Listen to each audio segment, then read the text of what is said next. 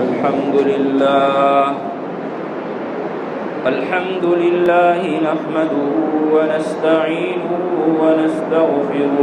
ونؤمن به ونتوكل عليه ونعوذ بالله من شرور أنفسنا ومن سيئات أعمالنا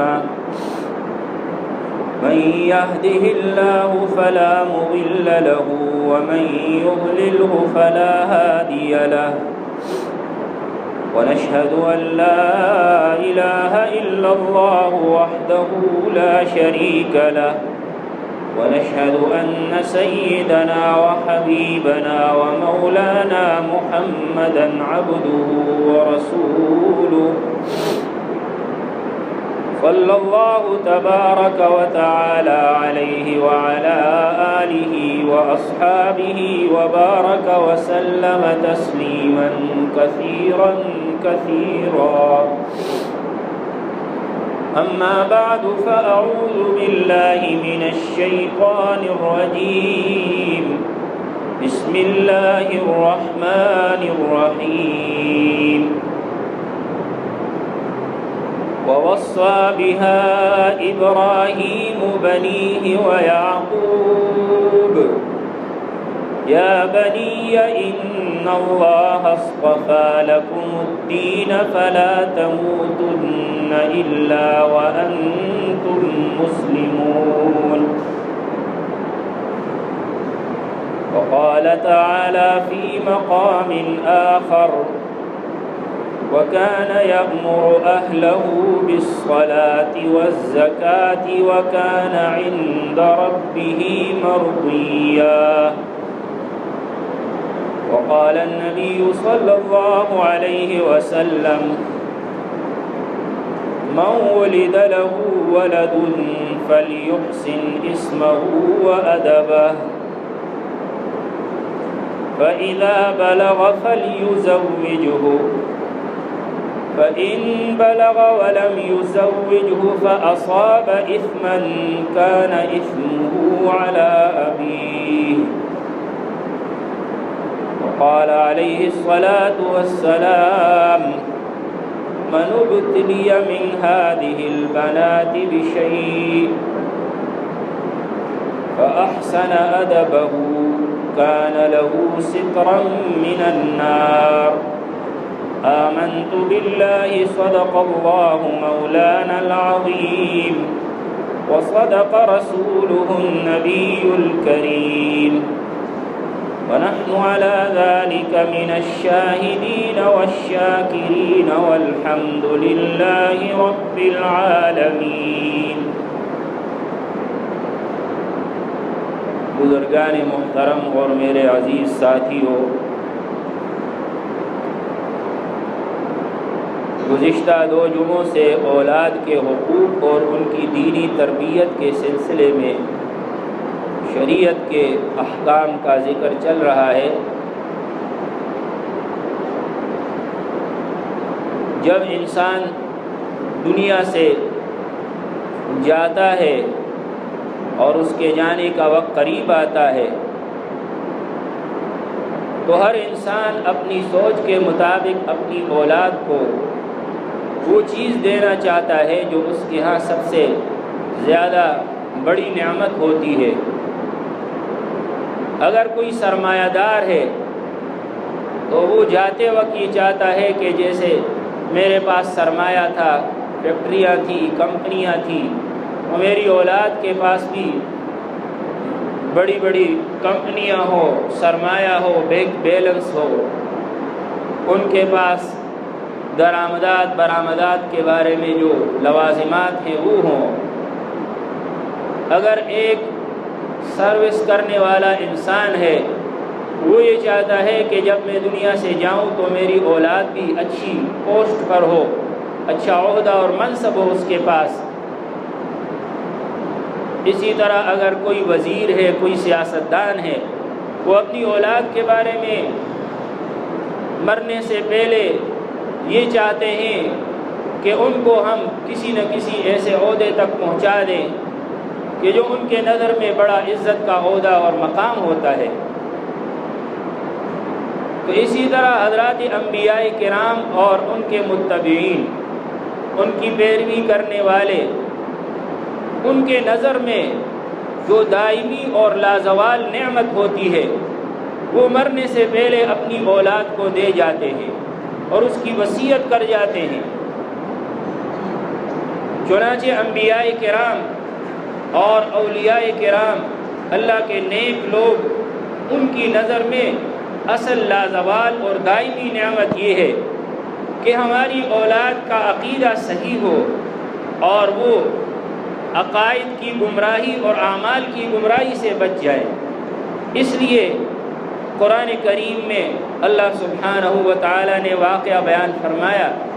کہ جب حضرت ابراہیم علیہ السلام اور حضرت یعقوب علیہ السلام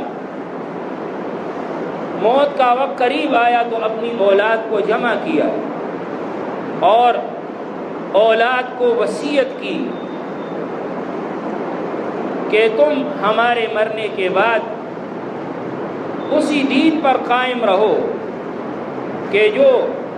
ابراہیم علیہ السلام کا دین اور ملت ابراہیمی ہے،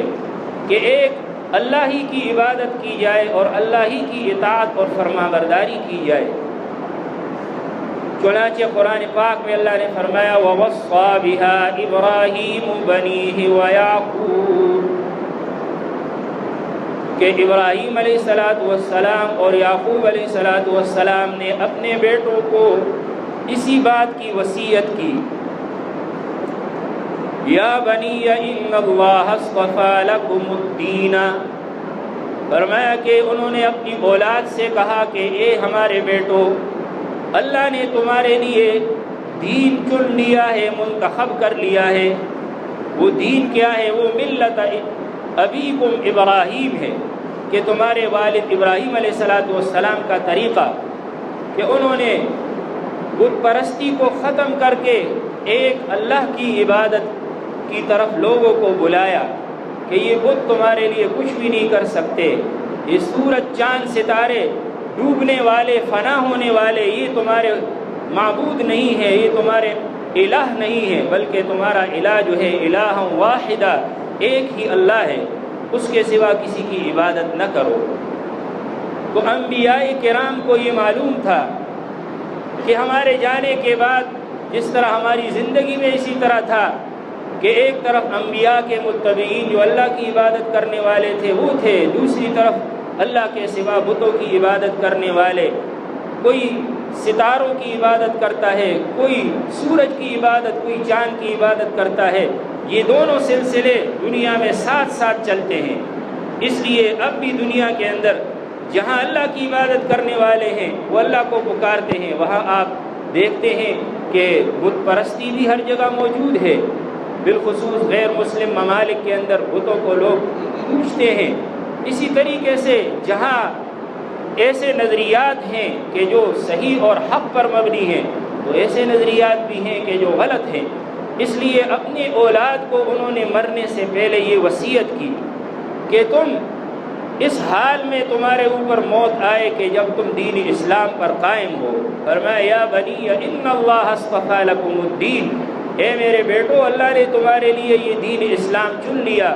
فلا تموتن الا وانتم مسلمون، تمہارے اوپر موت اگر آئے تو اسی حالت میں آئے کہ تم مسلمون ہو۔ مسلمون کا معنی اللہ کے حکم کے فرمانبردار ہو، اللہ کے سوا کسی اور کے سامنے جھکنے والے نہ ہو۔ اور آگے پھر اللہ نے فرمایا ام کنتم شہداء اذ حضر یعقوب الموت، کیا تم اس وقت موجود تھے کہ جب حضرت یعقوب علیہ السلام پر موت کا وقت آیا؟ اصل میں یہودی کہتے تھے کہ حضرت یعقوب علیہ السلام نے اپنی اولاد کو مرنے سے پہلے یہ وصیت کی تھی کہ وہ یہودیت پر قائم رہے، جو یہودیوں کا دین تھا۔ تو اللہ سبحانہ و تعالیٰ نے ان کی اس بات کو رد کرنے کے لیے فرمایا کہ ام کنتم شہداء اذ حضر یعقوب الموت، کیا تم اس وقت موجود تھے کہ جب یعقوب علیہ السلام پر موت کا وقت آیا؟ اذ قال لبنیہ ما تعبدون من بعدی، جب انہوں نے اپنی بیٹوں سے کہا کہ تم میرے بعد کس کی عبادت کرو گے؟ حضرت یعقوب علیہ السلام کے 12 بیٹے، تو سب کو جمع کر کے فرمایا، ان سے پوچھا کہ تم میرے بعد کس کی عبادت کرو گے؟ تو اب موت کا وقت قریب ہے، جیسے عام لوگوں کو موت کے وقت فکر ہوتی ہے کہ ہماری اولاد کا کیا بنے گا اور ہماری اولاد کہاں سے کھائے گی، کہاں سے پیے گی، دنیا کی چیزوں کی فکر ہوتی ہے، تو انبیاء کرام جو حقیقت شناس ہوتے ہیں اور جو کائنات کے اصل مقصد کو سمجھنے والے ہیں، وہ اپنی اولاد کو وہ چیز دیتے ہیں جو ان کی نگاہ میں سب سے بڑی دولت ہے، اور وہ یہ ہے کہ ان سے پوچھا ہمارے بعد کس کی عبادت کرو گے؟ تو انہوں نے آگے سے جواب دیا، قالوا نعبد الہک و الہ آبائک، انہوں نے فرمایا کہ ہم عبادت کریں گے اس کی جو تیرا الہ ہے، یعنی آپ کا الہ، آپ کا معبود اللہ سبحانہ و تعالی، و الہ آبائک، اور جو آپ کے آباء و اجداد کا الہ ہے، ابراہیم و اسحاق الہ واحدا، یعنی آپ کے آباء و اجداد حضرت ابراہیم اور حضرت اسحاق ہیں، وہ ایک ہی معبود ہے، اس کے سوا کوئی عبادت کا لائق نہیں ہے، وَنَحْنُ لَهُ مُسْلِمُونَ، اور ہم اسی کی فرما برداری کریں گے، ہم اسی کی اطاعت اور فرما برداری میں زندگی گزاریں گے۔ تو یہ انسان کو اپنی اولاد کی صرف اس بات کی فکر نہیں کرنی چاہیے کہ ان کو مکان کیسا ملے گا، ان کی کھانے پینے کا کہاں سے بندوبست ہوگا، بلکہ اصل یہ ہے کہ انسان ان کی نظریاتی اور ان کے عقائد کی صحیح تربیت کرے اور ان کو مرنے سے پہلے یہ چیز دے جائے، جیسے انبیاء نے اپنی اولاد کو دیا کہ تم اس بات پر قائم رہو کہ اللہ کے سوا کسی اور کی عبادت نہ کرو، کسی اور کے در پر اپنے جبین کو اور اپنے ماتھے کو نہ ٹکاؤ، یہ اللہ ہی کا حق ہے۔ یہ اپنی اولاد کو انسان وصیت کر جائے جیسے انبیاء نے وصیت کی ہے۔ سورۃ کہف میں اللہ سبحانہ و تعالیٰ نے حضرت موسیٰ اور حضرت خضر کا واقعہ بیان فرمایا ہے۔ اس واقعے کے 3 مراحل ہیں۔ تیسرے مرحلے میں حضرت موسیٰ اور حضرت خضر علیہ السلام دونوں تشریف لے جا رہے تھے۔ آگے ایک بستی آئی، ان بستی والوں نے ان 2 انبیاء کی میزبانی سے بھی انکار کر دیا، مہمان نوازی نہیں کی، اتنے بے مروت لوگ تھے۔ لیکن حضرت خضر علیہ السلام نے آگے جا کر دیکھا ایک دیوار گر رہی ہے، اس دیوار کو انہوں نے سیدھا کر دیا۔ حضرت موسیٰ علیہ السلام فرمانے لگے کہ آپ نے اس دیوار کو مفت میں کیوں ان کے لیے بنا دیا، ان سے کوئی اجرت لے لیتے، یہ تو ایسے لوگ ہیں جو کسی کو کھانا بھی نہیں کھلاتے۔ تو اللہ سبحانہ و تعالیٰ نے اس دیوار کی حقیقت پھر بیان فرمائی کہ حضرت خضر نے بعد میں حضرت موسیٰ سے کہا، وَأَمَّا الْجِدَارُ فَكَانَ لِغُلَامَيْنِ يَتِيمَيْنِ فِي الْمَدِينَةِ، کہ وہ جو دیوار تھی وہ 2 یتیم لڑکوں کی تھی شہر کے اندر، وَكَانَ تَحْتَهُ كَنْزٌ لَهُمَا، اور اس کے نیچے ان کا ایک خزانہ تھا، وَكَانَ أَبُوهُمَا صَالِحًا، اور ان کے باپ نیک صالح آدمی تھے، فَأَرَادَ رَبُّكَ أَن يَبْلُغَا أَشُدَّهُمَا، تو تیرے رب نے ارادہ کیا کہ یہ دونوں لڑکے اپنی جوانی کی عمر تک پہنچ جائیں، وَيَسْتَخْرِجَا كَنْزَهُمَا، اور اپنا خزانہ نکال دے تاکہ وہ خزانہ ان کے کام آئے۔ اب وہ خزانہ کیا تھا، اس کے بارے میں مفسرین کے متعدد اقوال ہیں، لیکن اس میں سے ایک معقول قول یہ بھی ہے کہ وہ خزانہ یہ تھا کہ والد صاحب نے ان کے لیے ایک تختی اندر دفنا رکھی تھی، اور اس تختی کے اوپر ان کے والد کی وصیت لکھی ہوئی تھی، اور وہ یہ تھی کہ یا بنی لا تشرک باللہ، کہ اے میرے بیٹو میں تو دنیا سے جا رہا ہوں، دنیا کے اندر تم دیکھو گے حق کا راستہ بھی ہے، باطل کا راستہ بھی ہے، لہذا تم میرے بعد جب جوان ہو جاؤ تو لا تشرک باللہ، اللہ کے ساتھ کسی کو شریک مت بنانا، اللہ ہی کی عبادت کرنا، اللہ کے سوا کسی اور کی عبادت ہرگز نہ کرنا۔ علماء فرماتے ہیں کہ وہ تختی سونے یا چاندی کی تھی اور اس پر یہ وصیت لکھی ہوئی تھی۔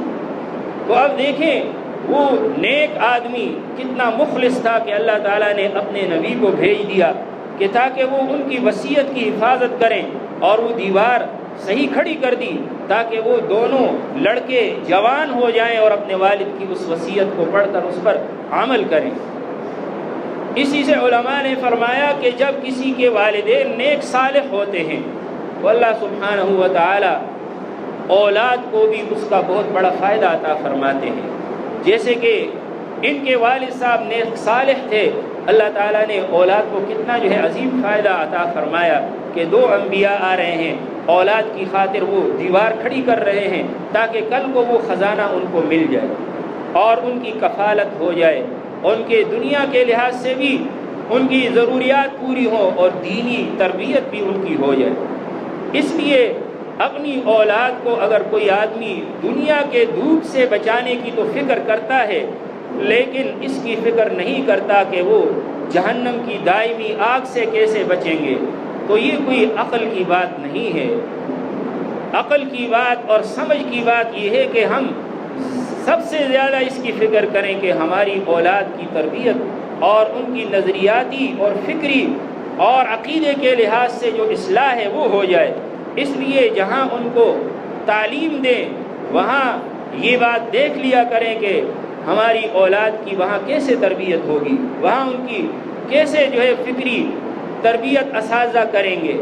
بعض ساتھی وہ اپنی اولاد کو غیر مسلموں کی تعلیم گاہوں میں شروع سے ہی داخل کر دیتے ہیں۔ تو اب ایک غیر مسلم استاد اپنے شاگردوں کو جب پڑھائے گا تو ظاہر ہے کہ وہ اپنے نظریات کے مطابق پڑھائے گا، تو وہ غیر مسلم جب ان کو پڑھائے گا اور بچے جو ہوتے ہیں وہ تو ایسے ہیں جیسے خالی تختی ہوتی ہے، اس پر جو لکیر کھینچے وہ سخت ہو جاتی ہے، تو ان کی کیا نظریاتی وہ تربیت ہوگی۔ اس لیے انسان چھوٹے بچوں کو جو ابھی تک جن کا عقیدہ پختہ نہیں ہوا کسی غیر مسلم سے ہرگز تعلیم نہ دلائے۔ ہاں جب وہ میچور ہو جائے، اس کی عمر اتنی ہو جائے کہ اس کو جو والدین نے عقیدہ سمجھایا ہے، جو نظریہ سمجھایا ہے، وہ اس کو صحیح سمجھ میں آ گیا، دل میں پختہ ہو گیا، اب اگر وہ کسی غیر مسلم سے دنیا کی تعلیم حاصل کرے تو یہ جائز ہے، بشرطے کہ وہاں ماحول ایسا نہ ہو جس میں اس کے بگڑنے کا خطرہ ہو۔ اگر ماحول ایسا ہے کہ وہاں بگڑنے کا اندیشہ ہے تو اس ادارے میں انسان کو ان کو ہرگز نہیں بھیجنا چاہیے، اس لیے کہ صرف دنیا ہمارا مقصد نہیں ہے، اصل مقصد ایک مسلمان کا آخرت ہے، اور آخرت انسان کی تبھی بچ سکتی ہے کہ جب اس کا عقیدہ اور نظریہ درست ہو۔ اس لیے قرآن کریم میں جگہ جگہ اللہ تعالیٰ نے انبیاء کے یہ واقعات بیان فرمائے ہیں۔ حضرت اسماعیل علیہ السلام کے بارے میں اللہ نے فرمایا کہ وَاذْكُرْ عَبْدَنَا اسماعیل، ہمارے بندے اسماعیل کو یاد کیجئے، إِنَّهُ كَانَ صَادِقَ الْوَعْدِ وَكَانَ رَسُولًا نَبِيًّا، وہ وعدے کے سچے تھے اور وہ رسول اور نبی تھے۔ وَكَانَ يَأْمُرُ أَهْلَهُ بِالصَّلَاةِ وَالزَّكَاةِ، اور وہ اپنے اہل و عیال کو نماز اور زکوٰۃ کا حکم کرتے تھے۔ وَكَانَ عِندَ رَبِّهِ مَرْضِيًّا، اور اپنے رب کے ہاں وہ بڑے پسندیدہ تھے۔ تو حضرت اسماعیل کی یہ صفت اللہ نے خاص طور پر ذکر کی، اپنی اولاد کو نماز اور زکوٰۃ کا حکم کرتے تھے۔ انبیاء کی اتباع کا ہمیں بھی حکم ہے۔ ہم دیکھیں کہ آیا ہم نے اپنی اولاد کو کبھی یہ کہا ہے کہ نماز کے لیے آؤ، نماز پڑھو بیٹے، اس لیے کہ نماز پڑھو گے تو تب ہی دنیا کے کام بھی سیدھے ہوں گے، آخرت بھی ملے گی۔ زکوٰۃ اگر اس پر فرض ہے تو اس کو سمجھائیں کہ زکوٰۃ ادا کرو، یہ انبیاء کا طریقہ اور سلیقہ ہے۔ اور حضرت لقمان جن کے بارے میں بعض فرماتے ہیں وہ بھی اللہ کے نبی تھے، بعض فرماتے ہیں نبی تو نہیں تھے، لیکن اللہ نے ان کو بڑی حکمت عطا فرمائی، وہ بہت نیک آدمی تھے۔ تو انہوں نے اپنی اولاد کو جو وصیتیں کی وہ قرآن کا حصہ بن گئی، اللہ نے اس کو اپنی عظیم کتاب کا حصہ بنا دیا۔ اس میں سب سے پہلے وصیت یہ ہے کہ وَإِذْ قَالَ لُقْمَانُ لِابْنِهِ وَهُوَ يَعِظُهُ يَا بُنَيَّ لَا تُشْرِكْ بِاللَّهِ، کہ اس وقت کو یاد کرو کہ جب لقمان نے اپنے بیٹے کو وصیت کی اور فرمانے لگے کہ یا بنیا، اے میرے بیٹے، لا تشرک باللہ، اللہ کے ساتھ کسی کو شریک نہ بنانا، ان الشرک لظلم عظیم، اس لیے کہ شرک بہت بڑا ظلم ہے۔ تو اللہ کے ساتھ کسی کو اللہ کی الوہیت میں، اللہ کی صفات میں شریک نہ بنانا، اس لیے کہ یہ بہت بڑا ظلم ہے۔ تو حضرت لقمان کی پہلی وصیت اپنی بیٹے کو یہ تھی، آگے بھی وصیتیں فرمائی، کچھ عقائد کی وصیتیں ہیں، کچھ اعمال کی وصیتیں ہیں۔ اس لیے اپنی اولاد کو انسان یہ بات سکھائے اور ان کی تربیت کرے۔ اولاد کے حقوق میں جو میں نے پہلے عرض کیے تھے کچھ گزشتہ جمعے کو، اس میں کچھ حقوق باقی رہ گئے۔ ایک حق اولاد کا یہ بھی ہے کہ بچوں کو دودھ پلایا جائے، یہ والدین پر بچے کا حق ہوتا ہے۔ اگر والدہ دودھ پلا سکتی ہے، یعنی اس کا دودھ ہے، تو اب اس کے اوپر شرعاً واجب ہے کہ وہ اپنے بچے کو 2 سال تک دودھ پلائے، اور اگر کوئی عذر نہ ہو، نہ بچے کے بارے میں نہ والدہ کے بارے میں، تو پھر مکمل 2 سال دودھ پلانا یہ ضروری ہوتا ہے۔ لیکن اگر کوئی عذر ہو اور والدین باہمی مشورے سے اس سے پہلے چھڑانا چاہیں تو بھی جائز ہے۔ قرآن پاک میں اللہ تعالیٰ نے فرمایا والوالدات یرضعن اولادہن حولین کاملین لمن اراد ان یتم الرضاعہ، کہ مائیں اپنی اولاد کو 2 سال دودھ پلائیں، اور یہ حکم اس کے لیے ہے کہ جو مکمل دودھ کی مدت دودھ پلانا چاہتا ہو، تو اس کے لیے یہ حکم ہے کہ 2 سال تک اپنی اولاد کو دودھ پلائیں۔ یہ بچے کا شرعی حق بنتا ہے۔ اگر والدہ بغیر کسی عذر کے بچے کو دودھ نہیں پلائے گی، اس کو بازاری دودھ پر عادی کرے گی یا گائے بھینس کے دودھ پر عادی کرے گی اور اپنا دودھ نہیں پلائے گی، تو اس کی حق تلفی ہے، کل قیامت کے دن اس کے بارے میں پوچھا جائے گا۔ اسی طرح اگر والدہ دودھ پلا رہی ہے، اگر وہ شوہر کے نکاح میں ہے، تو اب اس کا خرچہ شوہر کے اوپر اس کے نکاح کی وجہ سے لازم ہے۔ لیکن اگر اس نے اس کو طلاق دے دی ہے اور عدت کے بعد وہ بچے کو دودھ پلا رہی ہے،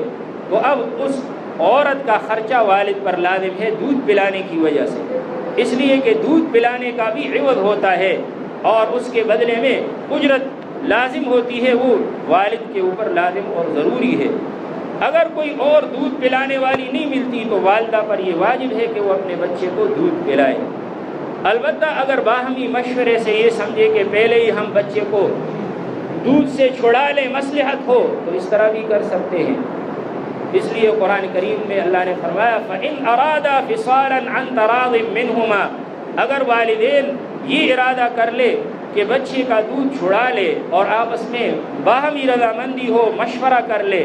تو فَلَا جُنَاحَ عَلَيْهِمَا، ان کے اوپر کوئی گناہ نہیں ہے، لیکن شرط یہ ہے کہ وہ بچے کی مصلحت کا ارادہ کرے، بچے کی مصلحت کو دیکھتے ہوئے یہ کام کرے، ایسا نہ ہو کہ بچے کی مصلحت کے خلاف کر لے۔ اس لیے یہ حکم ہے شریعت کا۔ البتہ امام ابو حنیفہ رحمۃ اللہ علیہ نے دوسری آیت کی وجہ سے فرمایا وَحَمْلُهُ وَفِصَالُهُ 30 شَهْرًا، کہ حمل اور دودھ چھڑانا 30 مہینے تک ہے۔ امام صاحب فرماتے ہیں کہ اگر بچے کو 2.5 سال تک دودھ پلائے تو بھی ٹھیک ہے، جائز ہے، اس لیے کہ اللہ نے قرآن میں دوسری آیت میں یہ فرمایا ہے، تو 2.5 سال تک بھی پلا سکتے ہیں، لیکن 2 سال تک پلانا یہ واجب اور ضروری ہوتا ہے، بچوں کو دودھ پلانا یہ بچے کا حق ہے۔ اسی طرح اولاد کا کے حقوق میں سے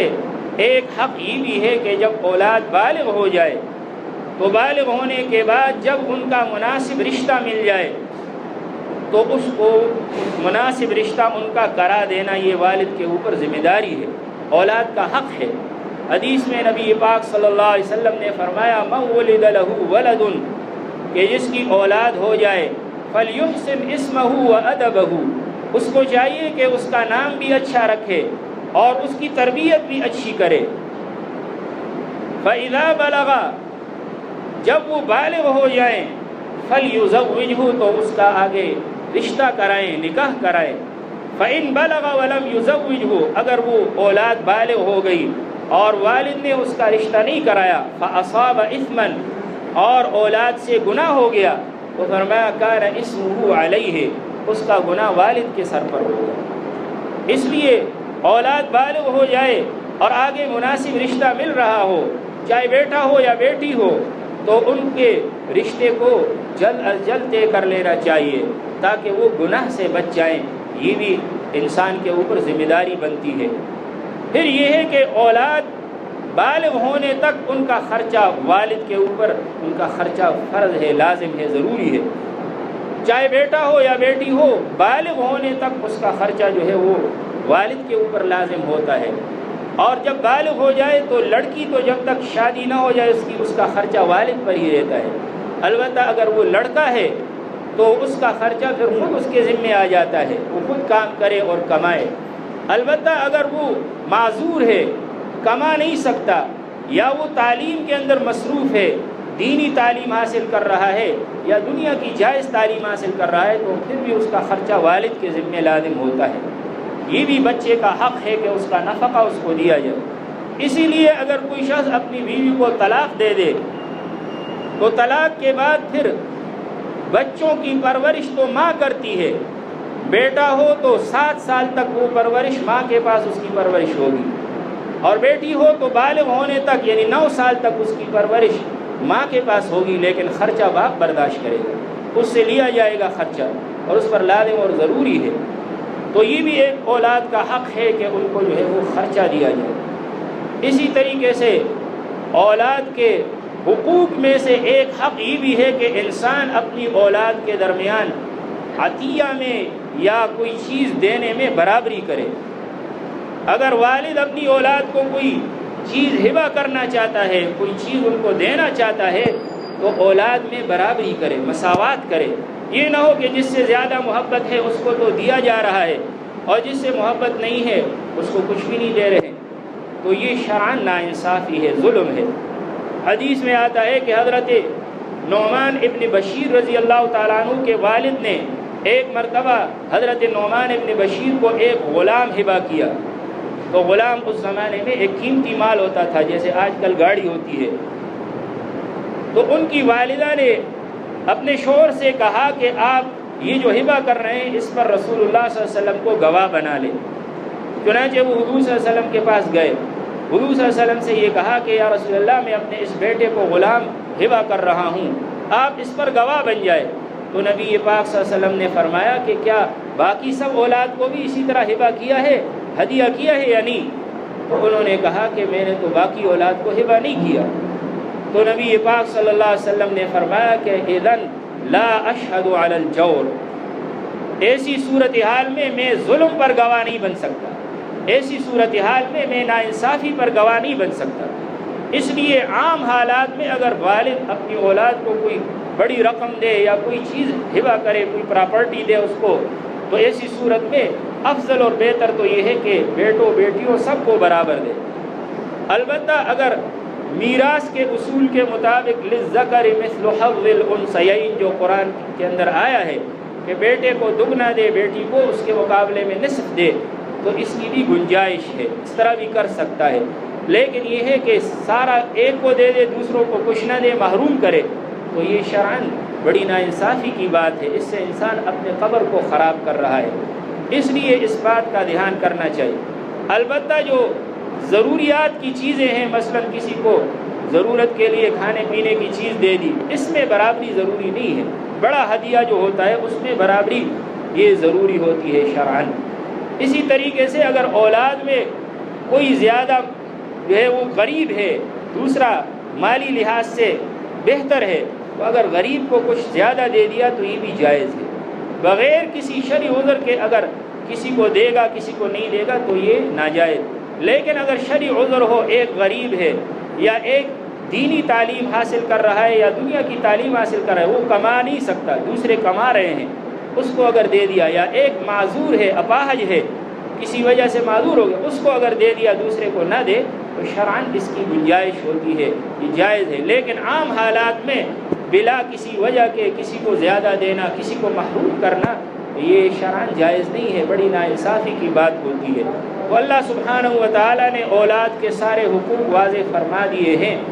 اور ہمیں حکم دیا ہے کہ اپنی اولاد کے حقوق میں مساوات کریں، برابری کریں، سب کا حق ان کو عطا کریں. بالخصوص ان کی دینی تربیت کا سب سے زیادہ انسان خیال رکھے،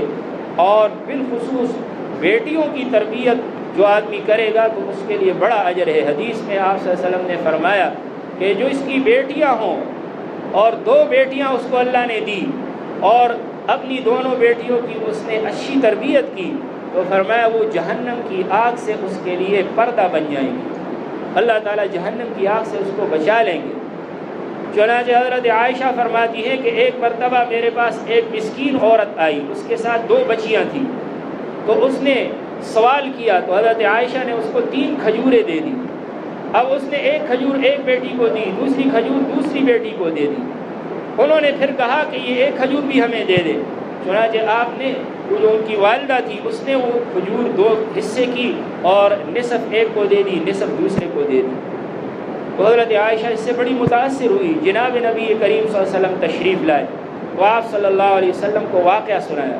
تو آپ صلی اللہ علیہ وسلم نے فرمایا کہ اس عورت نے جو عمل کیا ہے اس کی وجہ سے اللہ تعالیٰ نے اس کو جہنم کی آگ سے بچا لیا اور اللہ تعالیٰ نے اس کو جنت کا مستحق بنا دیا۔